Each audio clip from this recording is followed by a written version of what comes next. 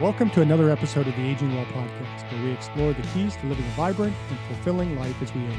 I am Dr. Jeff Armstrong, and I'm joined by Campbell, Garish, and Carolyn Brecker, co-founders of Third Half Advisors. We dive into the concept of the third half of life, a transformative phase that goes beyond traditional retirement. Campbell and Caroline share valuable insights on how to identify key strengths and values during this stage and discuss the portfolio life framework, which can help individuals create a purpose-driven and engaged life after their careers. Whether you're approaching retirement or looking to redefine your post-career life, this episode offers practical steps and strategies to make this transition a meaningful and rewarding journey as we seek to age well. Campbell and Caroline, welcome to the Aging Well podcast. Let's start by having you tell us a little bit about yourselves and why you founded Third Half Advisors. Jeff, I spent almost 40 years in the life insurance brokerage business. I developed an independent firm in New York City. And as I got into my later stages of career, I realized that it was time to move on. I didn't have the same fire I had for many years in the business. And I also wanted to make room for the generation behind me. So I said, I'd like to begin a new venture. Let me get out there and find out what the world is like without 4 or 5 appointments a day. And I found the white space daunting. And I looked for a course or a field of study to explore this period of life. I felt young, but I knew I was later in my stage of life. I played rugby in college, and the analogy was like playing 2 halves on the field and having an extra half after the game where you actually met your opponents, got to know them, and developed a community. That's what I was looking for, and that's when Caroline and I got together and began to talk about forming our program, which we call the Third Half. So that's just a quick précis of how I got to where I was in that stage of life. What about you, Caroline?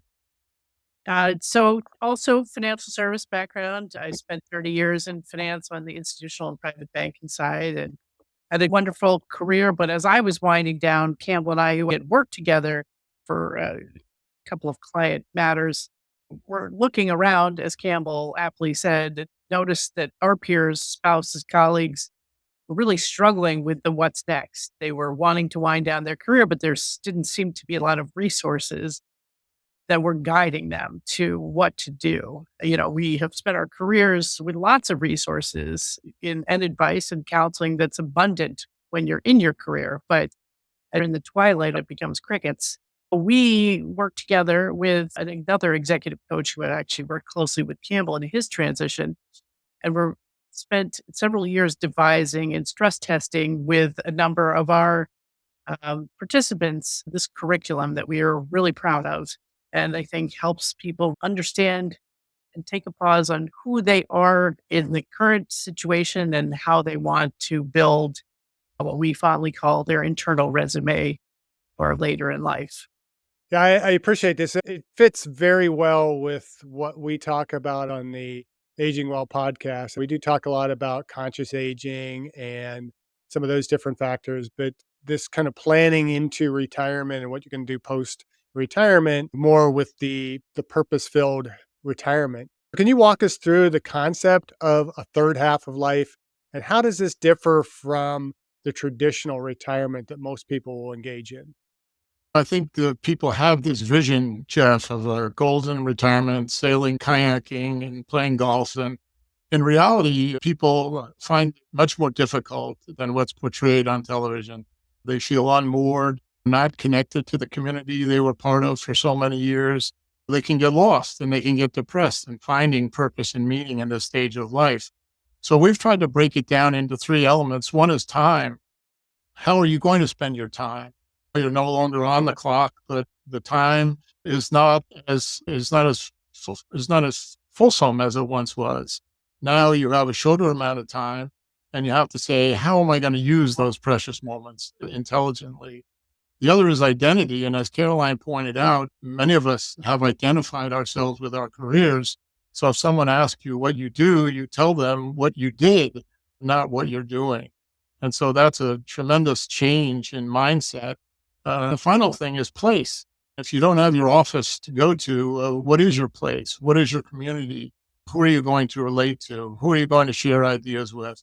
So those three things are sort of the superstructure of how we devise a program to get people to reframe how they think about the third half of life. Caroline, what do you have to add there?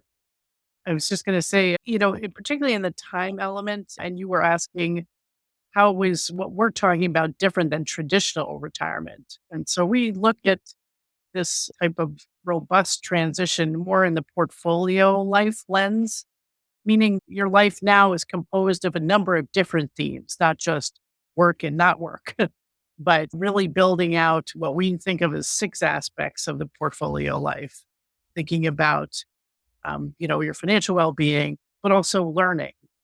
What are you going to learn? Learning is very generative, and seeking out skills and new things are really important in this phase. Giving back in the third half can be exciting and energizing, but it can't be the should part of giving back. And we spend a lot of time thinking about that. Relationships are another theme, again, an opportunity to spend time with family or reconnecting with friends you just haven't had time with to have, or obviously establishing new ones, creating authentic friends that are around interests and passions you might have. There is also recreation. For many of our clients who are achievement oriented, just getting to the point to realize they want to have fun is important. But fun is also in the context of these other aspects of life. And then finally, lifestyle is the last theme. And that's really thinking about supporting a healthy well being for yourself. And so those six things are things we spend a lot of time exploring. The traditional retirement really seems somewhat one dimensional, and we want to make it much more multi-dimensional. And we find that that creates what we consider the best time of life for people. So the list that you went through, that's what you consider your idea of the portfolio of life. hmm How does this framework help individuals create a more purpose-driven third half? Well, I think those six elements are what Caroline mentioned, our portfolio. It's like a financial portfolio in a way. You need to rebalance it depending on your time and your interests. You're going to do more of one thing and less of another, and also begin to track how you are spending your time because we know that it's limited. So spending that time wisely in the areas that you really want to spend your time, we call it want, willing, won't. What are the things that you really want to do? And what are the things that you're willing to do because perhaps you need to, but what are the things that you won't do anymore? I think it's almost more important to decide what you're not going to do because there's so many opportunities that may rush at you. You have to say no to more things than you'd like to, but saying no leaves a bigger yes coming out from inside you. So it sounds like there needs to be a balance struck between those areas and a kind of a de-emphasis of the things that we have been historically doing through work and other efforts. What are some practical steps that the individual can take to transition from this career-focused life to this more rich and purpose-driven and engaged life? I think moving to being a real explorer is a key mind shift. When we were much younger, when we were students or high school students or even college age, you were exploring a lot of different ideas and experiences without worrying. Now, as you age, that isn't completely possible because of some constraints, but being willing to explore and being resilient if things don't quite pan out the way you're hoping they do. Trying one thing doesn't necessarily grant immediate success, but there might be other opportunities. And you got to keep that inspiration and enthusiasm going. And that's why we're keen on having supporting community around us. From the third half perspective, we're a learning community. We want people to join us because people learn as much from each other as they do from our coaching. This demographic has a longevity dividend that our parents certainly did not have. So we're writing this chapter from scratch. There's no real blueprint. It's a very emergent thing that people are figuring out balancing this portfolio life that is somewhat new. And I think it's the steps to take are to put on a explorer mindset, consider a buddy to keep you accountable or for inspiration if things don't. We spend a lot of time on people's core strengths, We use something called Clifton Strengths, and we really want people to hone in on what gives them energy. Some other key steps are just taking inventory of what you're doing. Are these things really giving you joy or energy? If they're not, you should consider winding them down and exploring other things. Yeah, and I think it's the concept of unique ability, Jeff. Those are the things that you're really good at, but you really love to do.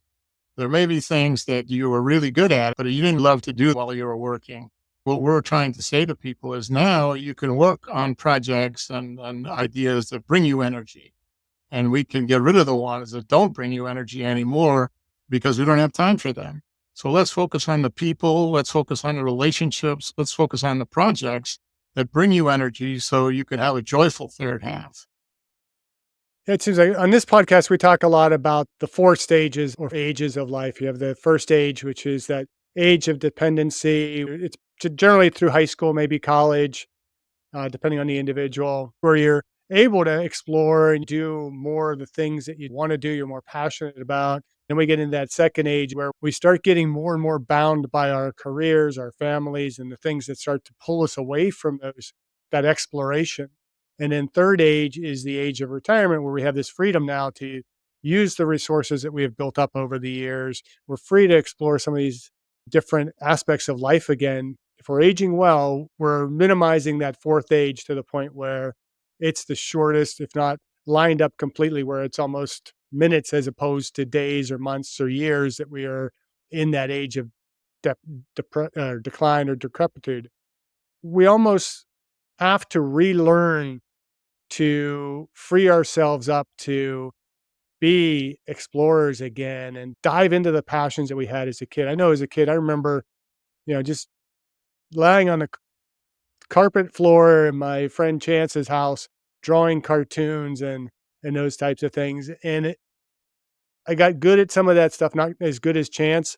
And he was able to take that into his career, and he's still doing it and exploring more passions with it, which I'm envious of because he's hugely talented. But I kind of pushed aside a lot of that stuff. I used to doodle in school and college as I'm taking notes. I do less of that now. And I'm hoping that as I near my third half, which I don't propose to be soon, I'm 61, but I'm not anxious to get retired yet. And financially, probably not ready to get retired yet, being a college professor. But what are some of the common barriers or challenges that individuals will face as they're trying to rediscover their purpose, redefine themselves as they're leaving or after they're leaving their professional careers? Well, Jeff, it's interesting hearing your story of the doodling, et cetera. I think what we hear as the barrier is people's their naysayers, I'm not really talented in that. I probably can't do that. I think that's where we need to pull down the walls built up, should and the couldn't, wouldn't vocabulary and start the exploration again. I think we do an interesting exercise. It's a life charting exercise, and we go back and have people look through their entire lives, their dreams, their highs, their lows, looking at what was piquing their interests and also how they navigated transition. And sometimes in that look back, you can really uncover interesting kernels of passions or transitions and the elements that made those work.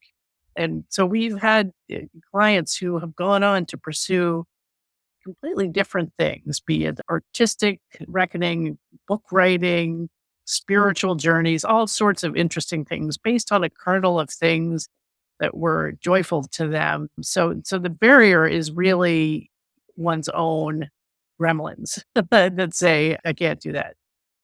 There is the reality of what we call gravity issues, which are just, there are sometimes family obligations. Some people are in caregiver situations.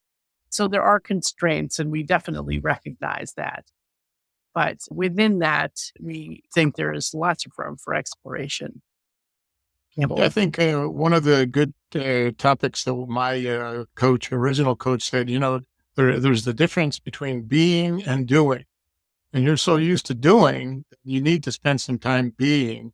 We are human beings, and having the time to reflect with others as to what that being is all about and what is the maximum value you want to get out of it is exactly right. Because a lot of what's happening is we've gotten very comfortable in a particular career.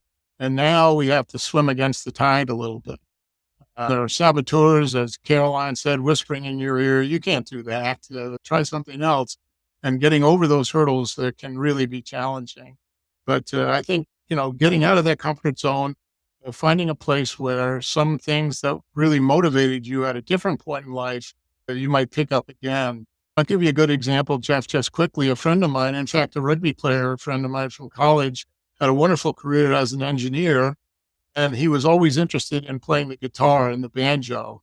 He realized that there was a school in his town that was educating underprivileged children, getting them ready for college, but they didn't have a music program at all. But first, he volunteered his time just to teach them a little bit about the guitar. 3 years later, they have a whole music department. And these kids have been exposed to something they otherwise wouldn't have. He gets a lot of pleasure out of that. Caroline mentioned the internal resume. That's something you're not going to put on your external resume, but it gives you a lot of soul satisfaction to be able to do something like that and see it all the way through. Some people, I think, manage very well to move through this process, kind of prepare for their third half relatively early in life. Other people don't, and they're blindsided by it when retirement does come. So first question is kind of, when should or do you start people kind of beginning through this process, and how do you guide them through overcoming the fears they might have of losing their professional identity as they approach retirement?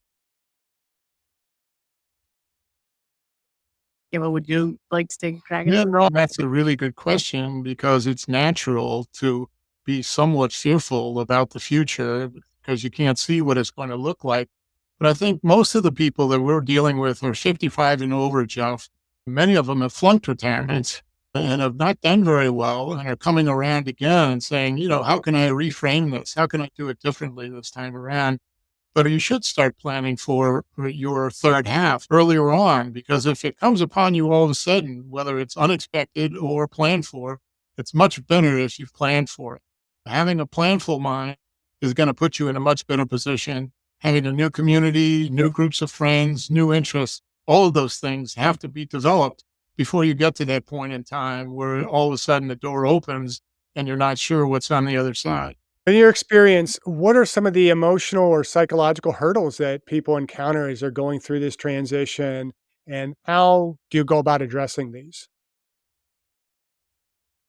I think we've touched upon a lot of it. A lot of people define themselves often by their roles. And there is that mind shift of thinking about being versus doing. We coach people to do that. The support of other people in our community around inspiration is a major reason we help people through getting this transition accomplished. And I think people are very firm about what they don't want to do. And getting to the yes part of that is part of the exploration part that we really try to just stoke, real idea generation during our coaching and group work. We offer programs both virtually and in person, as well as independent coaching. We want to meet our clients where they are mentally. Some people like to share in group settings, others are having a private journey that may be filled with lots of angst and they need to work that out a bit. But this is, an iterative process in which it does take people some time to adjust. Again, many people have been working for 30, 40 years, 50 years. So that doesn't get sort of tucked neatly away and onto the new thing. For many, it does not.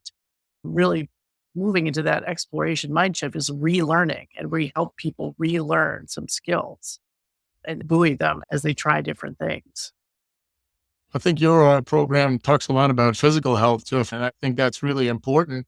You got to have some physical health if you're going to move forward in this stage of life, even though you may have some pain, but you need to learn how to keep your body fit. But I think it's just as important to have mental health at this stage of the game. Many people get depressed. They have a lack of enthusiasm for life. And it's relearning that, almost like a child saying, what can I grab onto? What are the moments of wonder that I can see in every day? And reframing your life, changing your image of things really can be very helpful. What we do find is that people do need some light structure too. When you retire, it's so exciting to have autonomy in your free time. People hang on to that dearly and understandably. However, our experience is all that white space can actually be kidding. So we try to have people just lightly schedule themselves, not so it's feeling like a lot of obligation, but meeting up with a couple of people who may generate some ideas. We really want to walk people through light blocks of time in their week because that is actually going to get them feeling like they're moving purposefully, moving forward, making connection. Community is so critical. And so, we spend some time on a particular format that we use to help people with that light structure. One of my close friends from way back into probably elementary school kind of tagged our approach as spies, but we often talk in terms of the balance between the spiritual, physical, intellectual, emotional, and social is kind of key to aging well. And so, could you share some examples of activities and practices that can help people continuously enrich their lives as they approach and enter and travel through this third half? Well, I'll give you one example of a person who really accomplished a lot in the spiritual range. He was a lawyer, spent his whole career in law doing planning, and later decided that what he really needed to do, and it came to him in a dream, was to create a multi-pronged church in his community of Omaha, Nebraska. So he said he'd create a tri-faith center with Jews and Muslims and Christians all worshiping in the same area. He said, if we can pass by each other as we go around, we can get to know each other.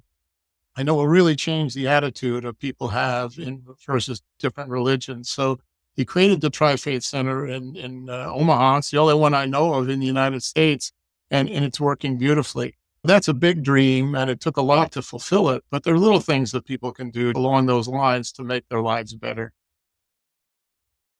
In that time management piece that we talked about, we do talk about reflecting on gratitude. And I know that is often used for people to continue to stoke positive thinking, but that is important. Campbell mentioned moments of wonder, just getting to centering the being versus doing. So those types of pauses are really very helpful. Making an effort to connect with people in whatever way works for you. Not everybody is an extrovert. So if it's simply saying hello to your neighbor or in some sort of arrangement with your child or whoever is comfortable, the who is really important. And, coming up with one or two ideas that you just want to explore a little bit or a community that you may just want to explore, putting yourself out there to do that is very effective.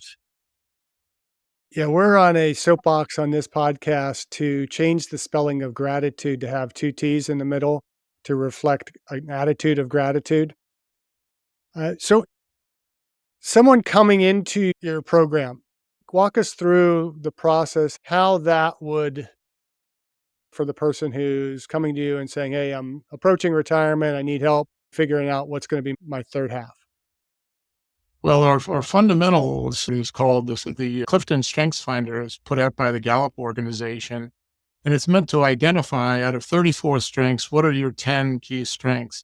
And it's amazing because I think somewhere around 30 million people have taken the test. The chances of your strengths being the same as somebody else is something like 1 in 10,000. Everybody has their own very interesting signature strengths. Finding out what those strengths are in a scientific way with some coaching is the starting point that everybody in our program starts with.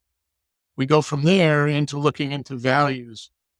Your values may have changed dramatically over time. What are those motivational values that are getting you out of bed today? Those are the first two pieces. And Caroline, why don't you take it from there? So that helps people really narrow down the funnel of who they are. That white Right. space is what we call a paradox of choice. If people think of too many choices, they can't do anything because they don't know what to do. So really trying to funnel down the who are you, and then from there, taking that to this, what we call portfolio life exploration. We look at each theme and build that out with each person based on life chartings and interactive experiences. that exploration and kind of mapping out of next steps. We're very tactical about how we want people to pursue their next steps. And again, it's with an eye to building out that very special portfolio life that we think will be very abundant for people as they age. So that's really the focus of our process. And I would imagine in this idea of a portfolio of life that purpose plays a big role in that. We've had a lot of conversations recently where purpose keeps coming up on the podcast. How do you define or how do you look at purpose when you're thinking of third age and our lives in general? Well, purpose is a very big word, and it can be used in so many different contexts. For us, we think of purpose as the reason you get up in the morning, the reason you're putting one foot on the ground, the other one after that. Um, I think what we think of as a real scaffolding process. So you're not going to get to purpose immediately, but you're going to build the blocks of purpose by looking at this portfolio of life. And there will be pieces of what you're doing in that portfolio life that really start inspiring. That's why I get up in the morning.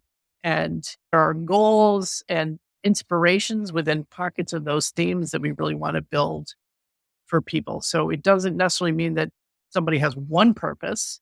Maybe they have a couple of different parts of purpose. They don't even necessarily have to weave together completely in some thematic way.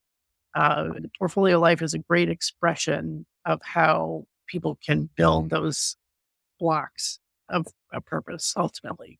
We also help people to create a blue sky statement, Jeff, which basically says, this is what I want to be. This is how I want to be remembered. And then sort of looking back almost as if it was your funeral service, saying, here's how I would like people to speak about me. And having that sort of attitude really can frame your activities by saying, hey, I've got this right in front of me. This is what I'm trying to do. This is who I want to be. This is who I want to help. Here's what I want to be known as. It can really direct you on a weekly basis. And back to those habits, we read the book 4,000 Weeks, and they talk about time management and saying that there's really only 10 things that you can get done at any particular week. It's hard to do more than that and really get it done well. But you can have 10 things on your list, and you can't put a new one on your list until you've completed one. So there are always 10 things on that list, but it's not overwhelming you with the 150,000 things to do. It's limiting your focus and saying, I'm going to get those things done well. All right, so I'm going to ask you the question now that I ask of all of our guests, and you can choose who's going to go first on it. But what are you doing personally to age well? That's a very good question, Jeff. First of all, I take physical activity very strongly. Every day I spend an hour and a half or so doing physical activity just to keep my body in shape. But the other thing is that I'm really interested in our program. Our program is really my third half. And I see myself helping others. It helps me as I see them go through this process. The other thing that I've done in my own community is formed a men's association where we have a speaker once a month. It brings the community together to hear something interesting, have conversations, and do some networking.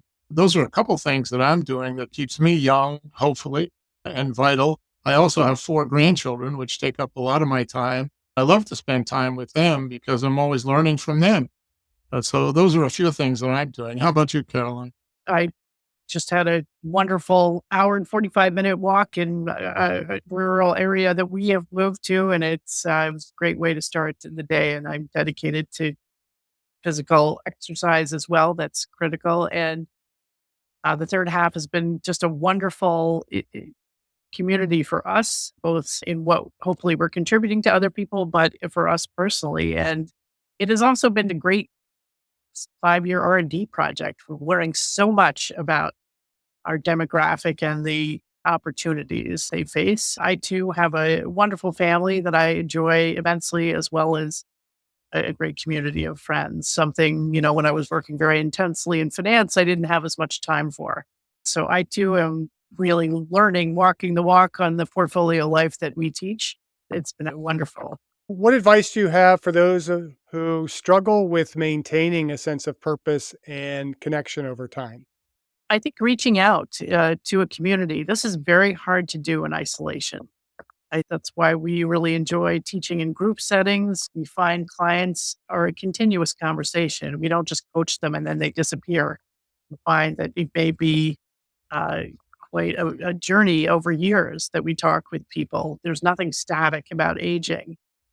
So again, the loneliness factor is a big issue. It's the equivalent of smoking 15 cigarettes a day in terms of health impact. And that is a critical part of aging well and making sure that community is there for you and reaching out if they're not and hiring a coach or an accountability buddy to help with that part. Yeah, Jeff is reaching out to friends. So you mentioned your friends from elementary school and high school or college. I'll bet in many cases you haven't talked to them in years. Just reaching out to people. So you're not just talking in your own head. You're talking to other people about the idea and you're getting some feedback on it. Just reaching out to somebody and having lunch with an old friend or having a cup of coffee. It really makes a difference, and it can brighten your life, and it will certainly help them as well. One closing thought is that in our world of cyber land and the endless possibilities of the internet, there are so many things blooming out there for opportunities to engage. Organizations like Volunteer Match have all sorts of volunteering opportunities, either done in a day or more consistently, you can do it via Zoom, in person. Those types of organizations allow people who may not feel socially, like they want to sit down for a cup of coffee. That may be more than they want to do, but the doing part is maybe what may feel more natural to them. So taking a flyer and giving something like that a shot is a baby step to take if you're feeling stuck. I teach exercise physiology and I have a class that is pathophysiology and exercise. Over the years of teaching that course, I'd come to the conclusion that for our health, there are 5 things we need to do to improve longevity, health span, and be free of disease. And that was always exercise and physical activity, maintaining a healthy body composition, eating a healthy diet, having good, healthy sleep hygiene, not smoking, and left it at kind of that. And from doing this podcast, we've added a 6th pillar to this that is purposeful social connection. And really important to kind of put that purpose kind of in front of it. And I do try and do a lot more of that. As I do, like any of my social media connections are going to be more purposeful. You mentioned I didn't really have much contact with those people from elementary school. Actually, I've reconnected with them more recently and tried to build more of those connections. Some of them weren't that strong. Jay, who came up with our SPIES acronym, commented to me on Facebook and we ended up connecting. He's losing his sight. He's always been deaf. So there's been some limitations there. It's a little more difficult for him to communicate via text or email. I try and call him regularly. In fact, he's on my list to give a call here soon.